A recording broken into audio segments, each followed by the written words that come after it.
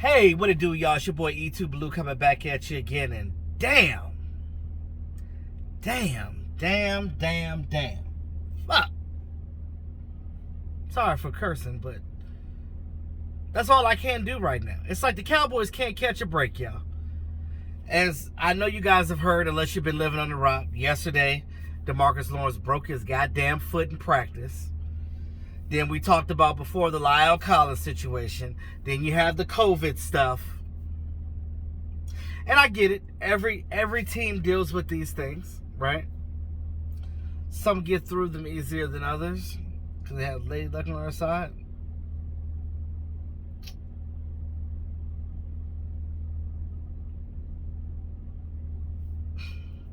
I can't even get out. You talking about, like, I know some people believe in moral victories or whatever, but I'm not going to necessarily say I believed in a moral victory, but I was excited about what I saw with this Cowboys organization, although we lost to the Tampa Bay Buccaneers by 2 points, that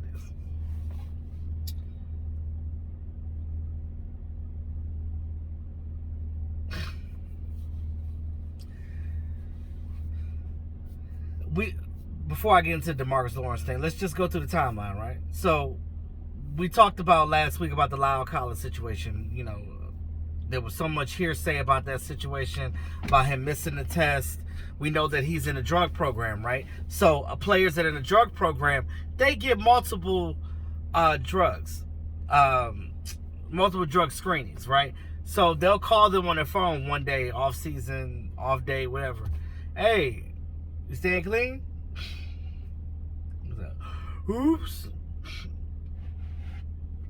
Then I inadvertently have a situation where, well, so much as the talking heads are talking about it, not necessarily me, but I don't have a problem with what this team is doing, where they're going, blah, blah, blah. I thought the error was going up. And I know that every team deals with injuries. Every team's dealing with this COVID situation. So this year is going to be interesting. Even though fans are in the stands, it's still an interesting year with COVID because people are still getting this crap.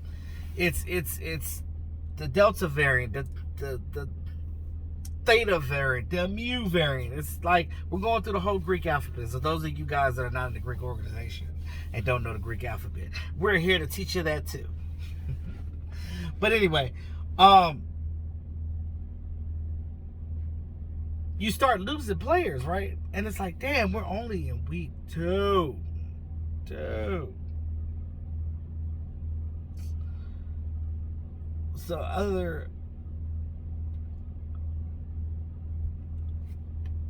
some organizations are lucky, right? And I'm sorry, it's hard to get out right now because I'm so like, I don't know. I'm trying to bring the positive, right? We talked about that. So, and I'm pretty sure you guys will come in the comment section and tell me what you think as well, which I want to know, because what are we going to do without Randy Gregory? What are we going to do without D-Law? First of all, those are your top 2 defensive ends, potentially not playing in this game. Well, we know DeMarcus Lawrence is not, because DeMarcus Lawrence broke that goddamn pinky, 5th metatarsal. 1, 2, 3, 4, 5. Beat that metatarsal. Beat that. So we'll see where that goes.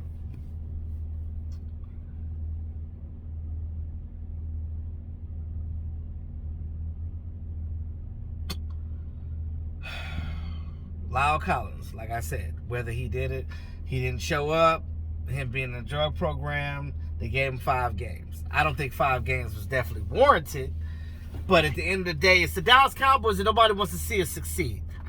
That's what I said. I said it, and that's why I was sitting here thinking, like, how should I put this? I'm going to just say it, because I don't give a damn. That's how I feel. I just feel like the masses don't want the Cowboys to succeed. So what do? They sabotage by getting these players out of here. Now, I'm just going to say that, yeah, that is Lyle Collins' fault. You don't miss tests and stuff like that, because these guys call you from no matter where you're at in the world, and they'll send somebody for you. They'll play that. They don't play that. So, now with that being said, and that out the way. We know that Lyle is gone for 5 games. Lyle's gone for 5 games. Michael Gallup hurt his ankle in week 1. I don't even know what play, because all I saw was him just be on the sideline. All of a sudden, they said he had an ankle injury. 6 to 8 weeks. Damn. Then yesterday, DeMarcus Lawrence breaks the damn pinky toe. Damn. Damn. Damn. Damn. Randy Gregory got COVID. He is vaccinated, though. So, being a vaccinated player, if you have COVID, you more than likely are not having, like, any crazy symptoms. That's the good thing about the vaccine, though. Because if you have it, you're better off surviving, depending on the situation. Depending on the situation. Not saying they can't, but that's pretty much where I'm at.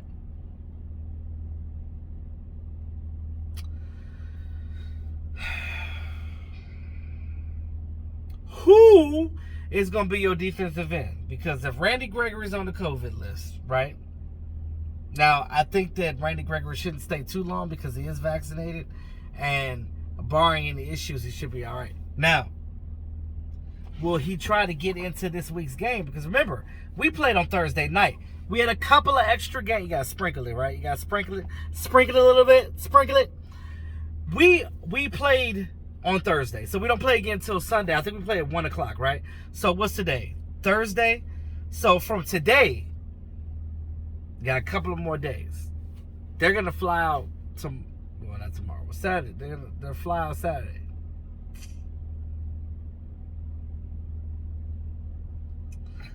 I just...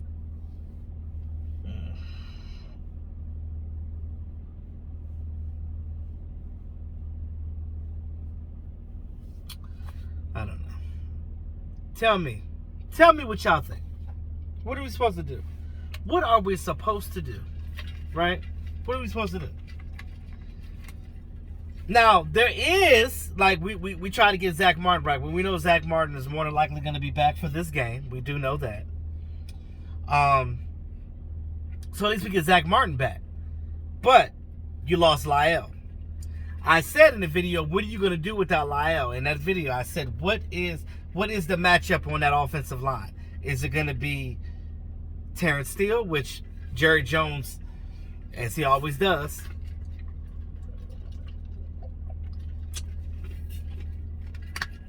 undermining the coach? Matter of fact, this is the problem that I have with this team.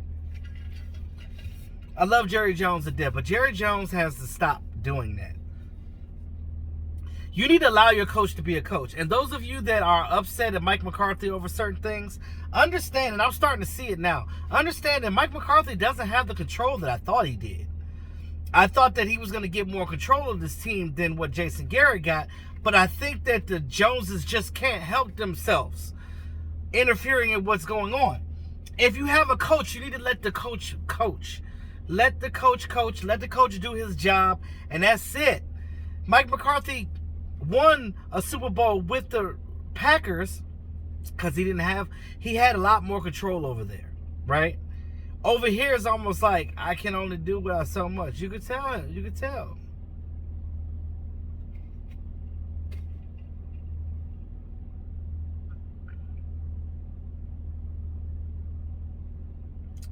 I don't know. I look at it like this, right? Hopefully at some point they stop interfering and let Mike McCarthy do his thing. Let the coach do his thing. Let him do his thing.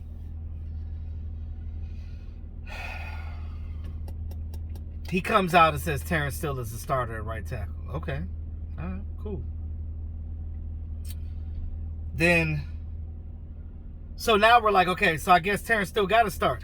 Because Ty and Seki, and shout out to Nate Newton. Nate Newton said it himself. That's a lazy mofo. Like, you feel like he plays lazy. Like, I don't want Ty Nsekhe in that game. I feel like it's going to be a turnstile like goddamn Chaz Green. I remember when we had Chaz Green in that Falcons game when one person had 6 sacks on deck? No.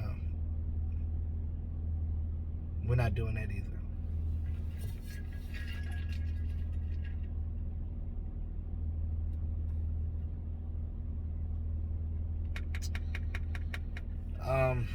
I'm sorry, guys. I'm trying to find the words to be positive, right?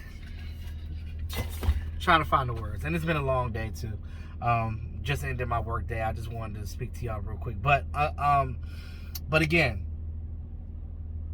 I'm pretty sure that they're going to go ahead and put Terrence Steele in there. They're going to need to help him on that line. So you're going to see, I don't want to hear nobody say, why Zeke ain't running the ball? He's going to run the ball, but he's got to pass protect too. Because you don't want Terrence Steele out there on the island with Joey Bosa. Because I know Joey Bosa is going to move around on that line. Joey Bosa, you don't think Joey Bosa watching our tape now or watching the news about us and like, okay, Lyle Collins ain't playing? I'm going to tear up that right side. Well, left to him, right to us. Tear up that right side. He going to get up in there. He going to try to tell Terrence Steele, like, look at it, bruh. Look at it, bruh. It's your second season. You ever heard of me? I'm Joey Bosa. Coming for that ass. So you got to protect. You got to protect Dak Prescott at all times, at all costs. And Zeke Elliott going to do that. You're going to have to get some tight ends coming and chip too. Schultz, Dalton, get your shit together. Let's go. I don't know. There's that. Randy Gregory. It's a possibility he could come back. It's a possibility he could come back. If he has 2 negative tests before the game. Now, I'm pretty sure Jones will have a nice little jet liner flying out there for him. Kind of like what they would have done with Zach Martin had he played in that game, but he didn't.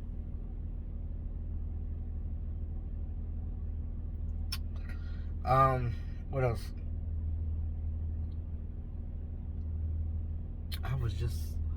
Sorry guys, I was trying to figure out, I lost my train of thought because what I was trying to say was,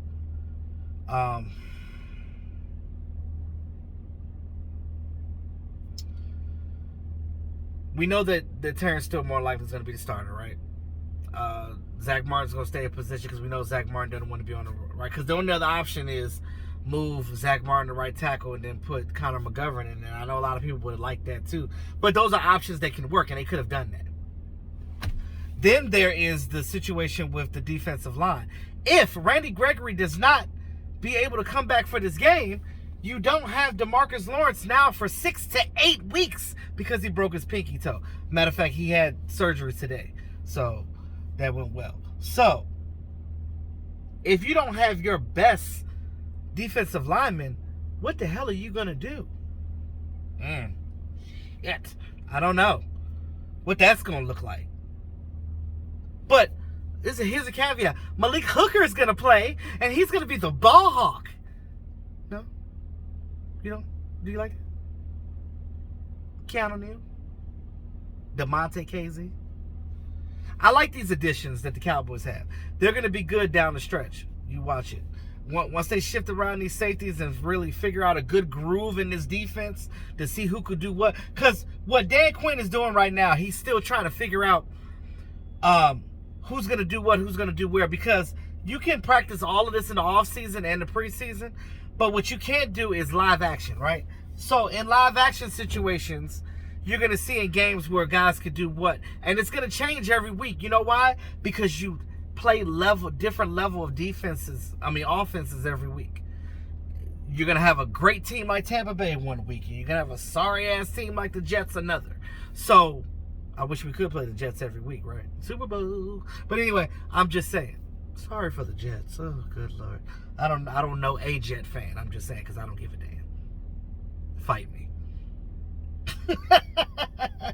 But I will say this. I will say that that's the positive that I can put in this. Our back end, I'm happy for the guys that we do have. Now, I know a lot of you guys are trying to get rid of Anthony Brown. There's really not much you could do right there because Nashawn Wright is actually still not better than him. He hasn't shown even in training. I know he's injured right now, but he still hasn't shown in training camp that he can be the starter over Anthony Brown, because if he had, he would have that starting spot. I think some of you are actually not giving Antonio Brown enough credit. That's a good mother. And coming back from that knee injury, he good. He 100% again. He's his Steeler days, Antonio Brown. So when you got a team like Tampa Bay that has a 1A, a 1B, and a 1C, Mike Evans, Chris Godwin, Antonio Brown, all three of those guys are technically on any other team would be a number one receiver. Now with the Cowboys, we have a great receiving core as a group, but only two of them can be a number one, and that's CeeDee Lamb and Amari Cooper. I don't think that, as much as I love Michael Gallup, I don't think that he's ever going to be a number one. Number two, he's a great number two. Great number two. But he's not going to be that number one.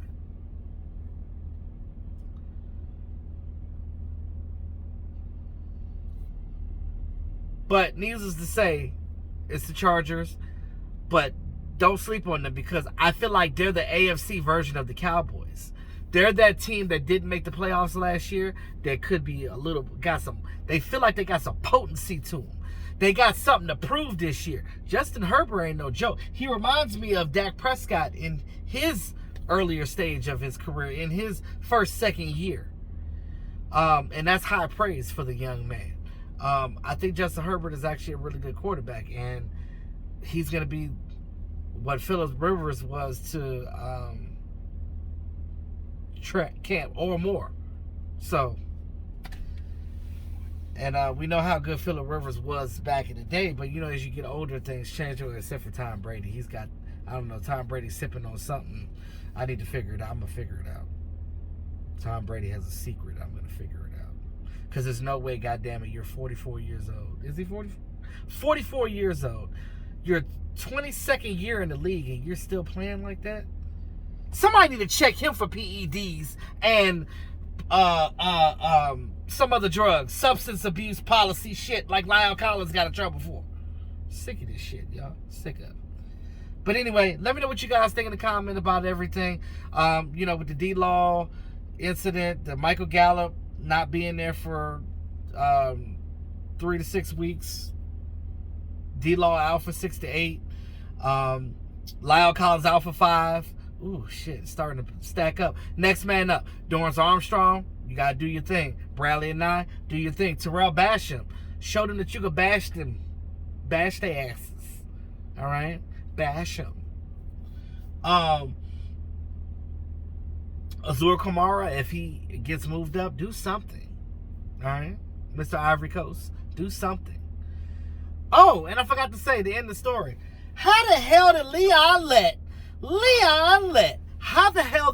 Lett get carted off the field? When they said Leon Lett got carted off the field, I was like, when did he come back and play for the Cowboys? The fuck? You're a coach. How the hell you get knee surgery? He had surgery today right along with D-Law. Leon Lett ain't playing for the Cowboys no more. How you get carted off the field, bruh? You a coach. And an assistant coach at that. Aiden Durden is the real D-line coach. You just the assistant. God damn it, Leon Lett. You making us look stupid.